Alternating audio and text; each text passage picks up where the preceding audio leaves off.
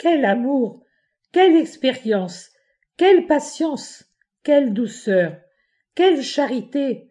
En un mot, ne faut-il pas, pour guérir les âmes, rendre saines les malades, délivrer les empoisonnés, donner une forme à celles qui n'en ont plus? Si l'on agit avec dureté, intransigeance, impatience et non avec amour, on cause un mal plus grand en provoquant endurcissement, colère, éloignement du médecin et de l'éducateur, bref, de celui qui élève l'âme et par conséquent du bien.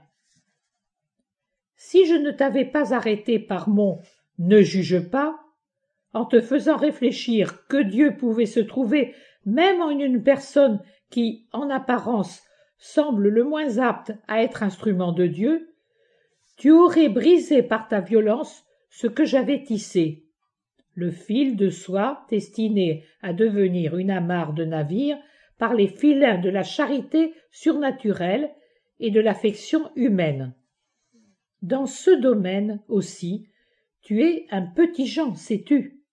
Mais les Samaritains ne reçurent pas les disciples, ce que voyant, les disciples, Jacques et Jean, dirent « Seigneur, veux-tu que nous ordonnions au feu de descendre du ciel et de les consumer ?» Mais, se retournant, il les réprimanda.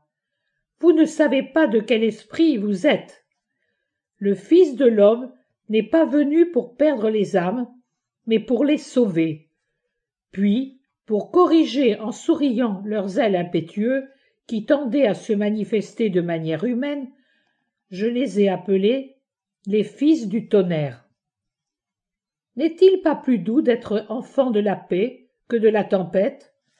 Dieu, tu le sais, ne se trouve pas dans la tempête, mais dans la brise légère.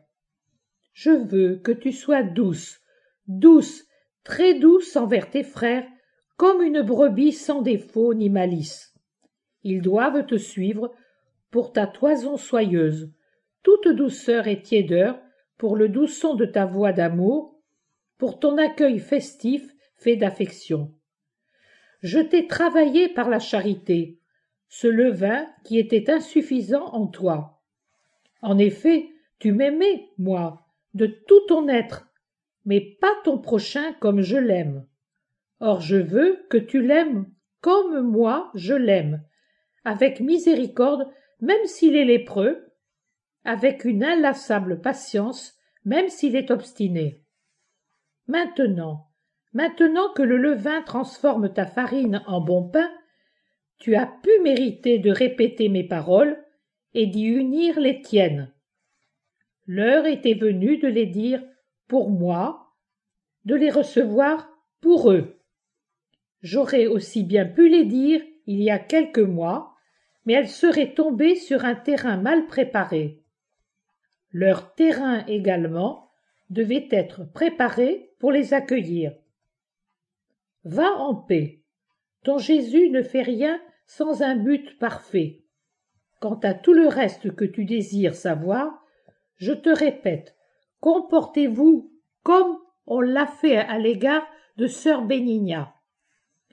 Ma bénédiction repose sur les bons. Ma bénédiction repose sur l'œuvre naissante. Rentre dans le cercle de cette préparation des âmes à l'avènement de mon royaume, de cette cohésion pour résister aux désintégreurs du monde qui accélèrent ses actions et les rend plus subtiles pour démolir rapidement et complètement. Tu peux donc donner à l'œuvre elle-même ce que tu as, tes souffrances, tes prières, tes propres œuvres.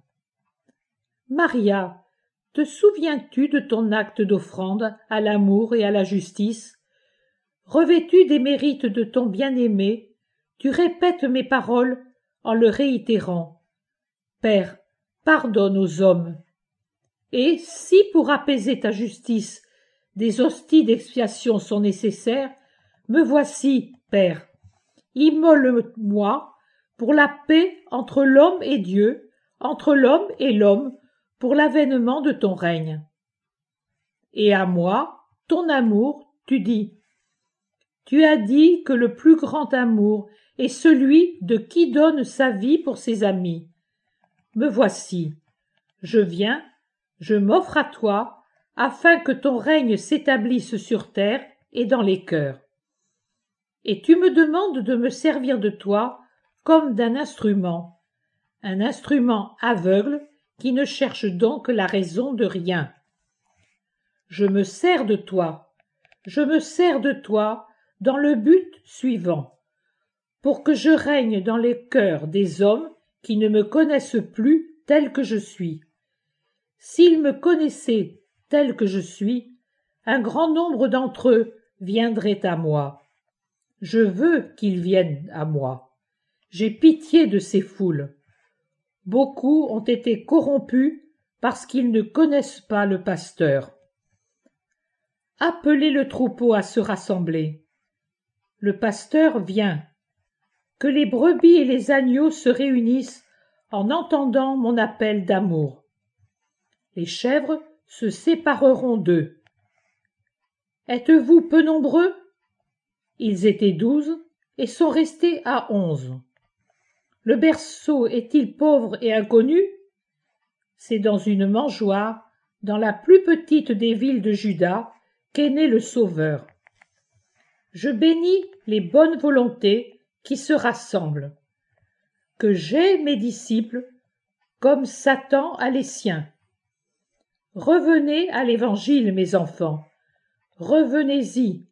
S'il avait existé des œuvres et des paroles plus saintes pour conduire les âmes au bien, moi qui suis la sagesse, je les aurais utilisées. Rien n'est plus apte à sanctifier que l'Évangile.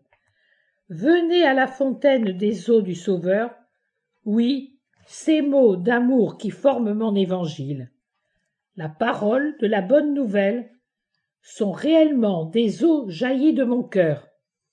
La bonne nouvelle que je reviens annoncer avec une invitation pressante au monde qui périt dans ce qui n'a rien de bon.